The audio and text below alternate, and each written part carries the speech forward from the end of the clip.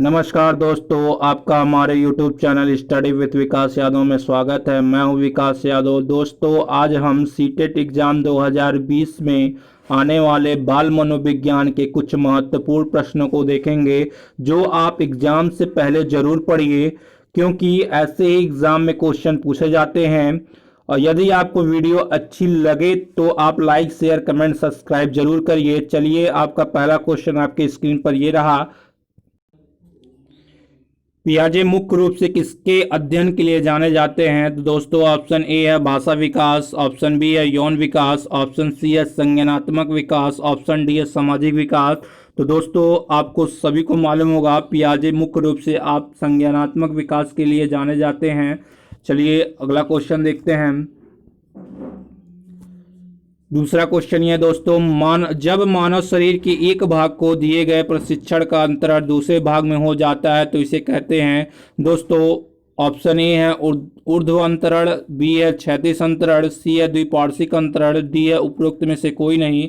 दोस्तों, हम आपको बता दें, जब मानव शरीर के एक भाग को दिए गए प्रशिक्षण का अंतरण दूसरे भाग में हो जाता है तो इसे हम लोग द्विपार्श्विक अंतरण कहते हैं, दो पार्श्विक अंतरण कहते हैं। दोस्तों, आपको मालूम होगा कि मानव शरीर को दो भागों में बांटा गया है, दायां भाग और बायां भाग। जैसे हम आपको बता देते हैं, दाएं हाथ से लिखने की योग्यता का उपयोग जब बाएं हाथ से लिखने में करना, यही आपका द्विपार्श्विक अंतरण कहलाता है। ठीक है दोस्तों, चलिए अगला क्वेश्चन देखते हैं। तीसरा क्वेश्चन ये रहा, दिए हुए प्राप्तांकों के समूह में जो प्राप्तांक बहुधा सबसे अधिक बार आता है उसे कहते हैं। ऑप्शन ए है बहुलक, ऑप्शन बी है मध्यमान, ऑप्शन सी है मध्यांक और ऑप्शन डी है मानक विचलन। तो दोस्तों, आपका इसका सही आंसर होगा बहुलक। जब किसी संख्या में कोई संख्या बार बार आती है तो उसी को हम लोग बहुलक कहते हैं। चलिए अगला क्वेश्चन, क्रिया प्रसूत अनुकूलन सिद्धांत का प्रतिपादन डॉट डॉट नॉट ने किया था। ऑप्शन ए है पावलोव, ऑप्शन बी है स्किनर, ऑप्शन सी है थार्डनाइक, तो ऑप्शन डी है कॉलर। तो दोस्तों, इसका सही आंसर होगा स्किनर। क्रिया प्रसूत अनुकूलन सिद्धांत का प्रतिपादन स्किनर ने किया था। चलिए अगला क्वेश्चन देखते हैं। क्वेश्चन नंबर 5, अल्बर्ट बंडूरा निम्न में से किस सिद्धांत से संबंधित हैं? ऑप्शन ए है सामाजिक अधिगम सिद्धांत, ऑप्शन बी है व्यवहारात्मक सिद्धांत, ऑप्शन सी है विकास का संज्ञानात्मक सिद्धांत, ऑप्शन डी है विकास का मनोसामाजिक सिद्धांत। तो दोस्तों, अल्बर्ट बंडूरा ऑप्शन ए सामाजिक अधिगम सिद्धांत के विकास सिद्धांत से संबंधित थे। चलिए देखते हैं अगला क्वेश्चन। मानसिक आयु का प्रत्यय दिया था। ऑप्शन ए है बिने साइमन ने, ऑप्शन बी है स्टर्न ने, ऑप्शन सी है टर्मन ने, ऑप्शन डी है सिरिल बर्ट ने। तो दोस्तों, इसका सही आंसर मानसिक आयु का प्रत्यय किसने दिया था? तो बिने साइमन ने दिया था। ऑप्शन ए सही है। चलिए अगला क्वेश्चन, सी निम्नलिखित में से कौन सा सीखने का नियम नहीं है? ऑप्शन ए है तत्परता का नियम, ऑप्शन बी है तनाव का नियम, ऑप्शन सी है प्रभाव का नियम, ऑप्शन डी है अभ्यास का नियम। दोस्तों, तत्परता का नियम तो सीखने का नियम होता है, प्रभाव का नियम भी होता है, अभ्यास का नियम भी होता है, लेकिन तनाव का नियम तत्पर सीखने का नियम नहीं होता है। चलिए देखते हैं अगला क्वेश्चन। सीखने से संबंध प्रक्रिया सिद्धांत में पावलोव ने प्रयोग किया।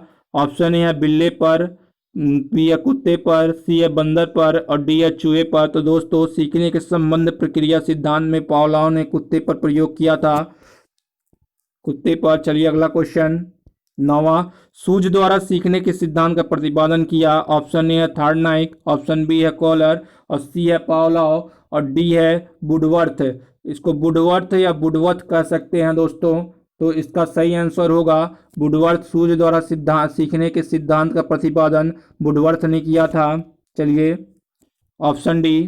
चलिए अगला क्वेश्चन, कार्य को आरंभ करने, जारी रखने और नियमित करने की प्रक्रिया कहलाती है। ऑप्शन ए है प्रेरणा, ऑप्शन बी है संवेदना, ऑप्शन सी है सीखना और ऑप्शन डी है प्रत्यक्षीकरण। तो दोस्तों, इसका सही आंसर होगा प्रेरणा। चलिए अगला क्वेश्चन, यदि आप किसी चीज़ से प्रेरित होते हैं तभी तो आप किसी काम को करते हैं, तो इसका सही आंसर हो जाएगा दोस्तों प्रेरणा। चलिए अगला क्वेश्चन, विस्मृति कम करने का उपाय है। ऑप्शन ए है सीखने में कमी, ऑप्शन बी है सीखने की त्रुटिपूर्ण विधि, ऑप्शन सी है पाठ की पुनरावृत्ति और ऑप्शन डी है स्मरण करने के कम ध्यान देना।